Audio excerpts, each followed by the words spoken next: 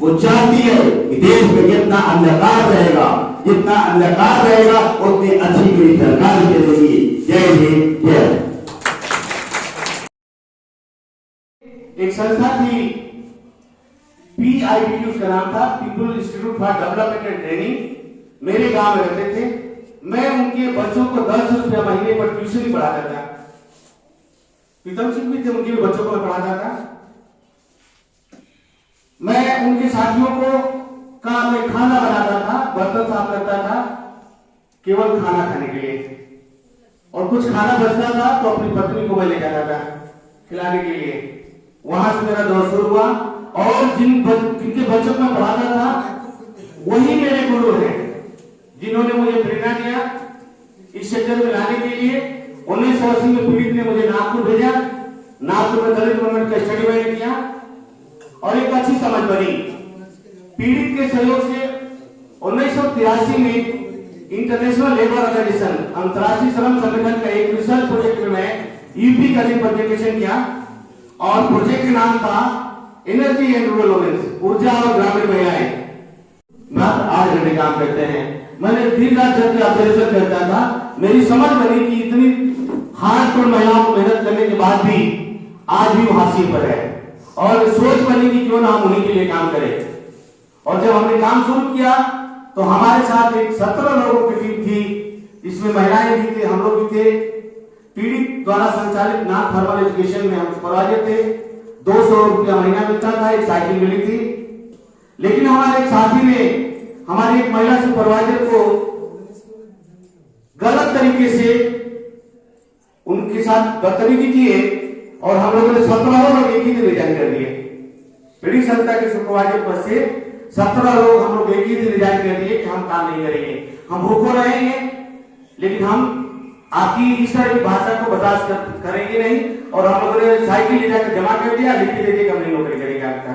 और फिर पूर्वांचल ग्रामीण विकास एवं प्रशिक्षण संस्थान का 1985 में जन्म हुआ और 4 फरवरी 1987 को संस्था का एक लीगल पंजीकरण हुआ। सोसाइटी रजिस्ट्रेशन एक्ट आर्टिकल 21 के तहत पंजीकरण हुआ।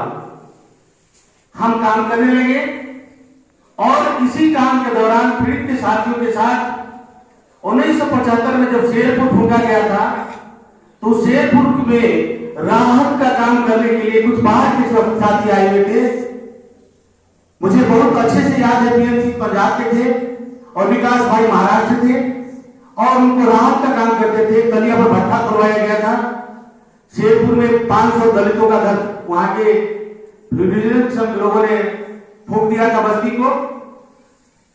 उनके साथ मेरा लगाव हो गया और हम लोग के बीच में विकास भाई नहीं है, उनकी एक रोड स्टेट में इंतकाल हो गया और उनकी स्मृति में ही क्षेत्र में गया। मैं जानता भी नहीं था, लेकिन वो एक महिला आई और बोली कि आप ही कपिल देवी है। मैंने कहा जी। वो ले गई अपने विंग में और बोली क्या खाएंगी। उन्होंने, मैंने कहा कुछ भी मैडम। उन्होंने मुझे खिलाया पिलाया और एक फॉर्मेट दिया, बोला कि ये भर के भेज दीजिए, ये हो जाएगा। मैंने भर के भेजा और मुझे 4 लाख रुपया ग्रांट, पहली ग्रांट हमको भारत सरकार से 1990 में बिमला रामचंद्रन की ओर से मिल गया और महिला समाख्या का प्रोजेक्ट हमने शुरू किया था और महिलाओं बच्चों के साथ काम करना शुरू किया था। लेकिन 2 साल के बाद सरकार ने बंद किया और कहा कि हम एनजीओ के साथ नहीं काम करते हैं, हम अब सीधा काम करते हैं। उसके बाद हम लोग 2 साल ब्रेक संस्था में रखे क्योंकि संस्था में बहुत सारे जो विवाद हो गया था। जो हमारे साथी लोग काम करने वाले लोग थे वही लोग बोर्ड में थे। कानूनी दिक्कतें आ गई थी कि जो बोर्ड के लोग हैं वो काम भी करते हैं, कैसे काम करेंगे। हमको लोगों ने कहा कि आप कैसे मॉनिटरिंग करेंगे, जब उनको आप मॉनिटरिंग करेंगे तो आप निकाल के बाहर कर देंगे।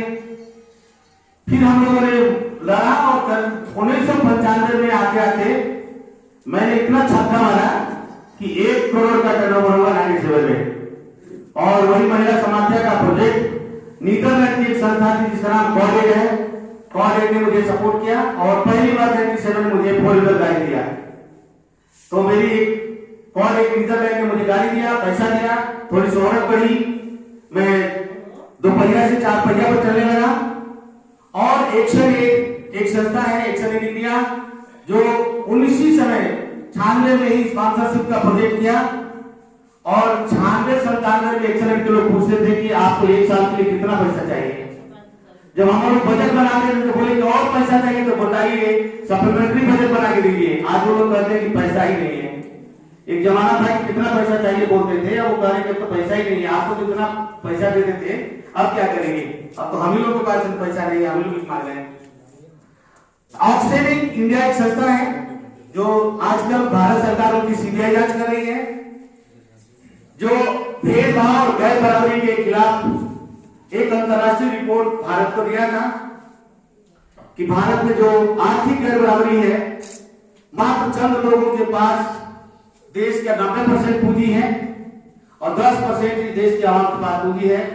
सरकार बौखला गई उनके सर्वे से और उनकी सीबीआई जांच करा के अभी वो प्रोसेस में है। ऑक्सफैम इंडिया को जा रहा हूं, जो मुझे 2 स्कूल बिल्डिंग देकर गया है और लंबे समय तक एक डोनर एजेंसी 24 साल तक सपोर्ट किया। हमारे लिए बहुत बड़ी बात है ऑक्सफैम इंडिया ने। इसके बाद बीबीसी वर्ल्ड सर्विस ट्रस्ट के साथ काम किया, जर्मनी की एक संस्था है केकेएस, उसके साथ काम किया। इसके बाद आगे बढ़ते बढ़ते मैं पैक्स 1 पैक्स 2 पैक्स 1 में मैंने सपोर्ट का एक छोटी सी बता रहा हूं आपको कि जवाहरलाल नेहरू यूनिवर्सिटी में प्रोफेसर एसके थोरट साहब हैं, अब रिटायर हैं, और एसके थोरट साहब यूजीसी के चेयरमैन भी रह चुके हैं। उन्होंने मुझे कहा कि तुम लोग काम नहीं करते हो और तुम लोगों की वजह से मैं कमेटी में हूं।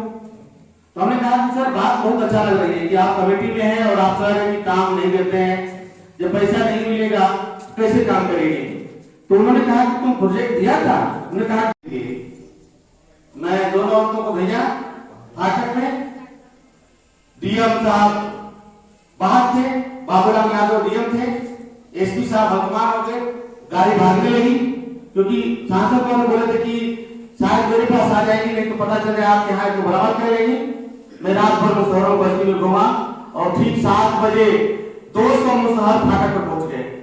मोहम्मदाबाद के लोग परेशान थे कि 7 बजे 200 मुसहर कहां से आ गए, और सीओ साहब बयान ले रहे थे। मैं भी पहुंचा मोटरसाइकिल से, हेलमेट पहना था, कोई गोली छोड़ रहा था, मेरा हेलमेट कितना कट गया था, कोई हवाई फायरिंग कर रहा था, मैं भी सोचा बच गया, ऊपर वाले का शुक्र था, कोई फायरिंग कर रहा था, मुझे उसको ख्याल नहीं लिया। लेकिन अब्दुल अंसारी ने थाने से रिसीव किया, हम लोग गए गाजीपुर क्योंकि डीआईजी की बैठक थी और 2 मंत्री थे हमारे जिले के, समाज कल्याण मंत्री राजबहादुर जी थे और सहकारिता मंत्री रामधरी जी थे। डीआईजी की बैठक आए हुए हम लोग वहां 200 मुसहरों को लेकर के गए। जब उधर से शाम को काफिला आया, डीएम साहब आए और वो मीटिंग करके बोले कि हम लोग 1.5 लाख मुआवजा देंगे और इतना उनको घर बना देंगे, जमीन दे देंगे। निर्मला जी बैठी है, डीएम साहब को ऐसे डांटी लाल होके, शर्म नहीं आती तुमको? इनका चेहरा तिलमिला गया और डीएम को जब डांटी तो मंत्री लोग भी सब पकड़ गए और अलग से गए मीटिंग करने, अलग से मीटिंग किए और मीटिंग करके आए तो बोले कि हम लोग जो तय किए हैं सबको नहीं बताएंगे, कपिल भाई को बताएंगे कि हम लोग जो निर्णय लिए हैं। वो लोगों ने निर्णय लिया था, 2 पुलिस और दरोगा सस्पेंड हुआ था और 16 नौकरी देने के लिए उन्होंने पूरे सारे हल्के को जो है प्राइवेटाइजेशन कर दिया है, करने जा रही है, थोड़ा बहुत बचा वो भी हो जाएगा। तो जब ऐसा हो गया तो होगा क्या? तो एक उद्यमशीलता की जो बात चलाई जा रही है ये बहुत जरूरी है।